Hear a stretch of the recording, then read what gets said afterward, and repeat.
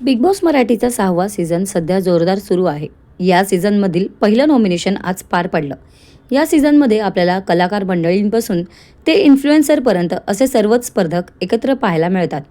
2 आठवड्यात अनेक टास्क झाले. सर्वांनीच या टास्कमध्ये आपापला बेस्ट देण्याचा प्रयत्न केला. मात्र काही स्पर्धक यात कमी पडले तर काही स्पर्धक यात अव्वल ठरले. कातिलो की कातिल राधा पाटील असं म्हणत राधाची बिग बॉस मराठी 6च्या घरात एंट्री झाली होती. पण बिग बॉस मराठी सीझन 6मधून घराबाहेर जाणारी राधा पाटील ही पहिली स्पर्धक बनली. पर्सनल आयुष्यात राधा ही एक डान्सर असून ती अनेक स्टेज शो देखील करते. याशिवाय राधाने अनेक अल्बम सॉन्ग देखील केले आहे.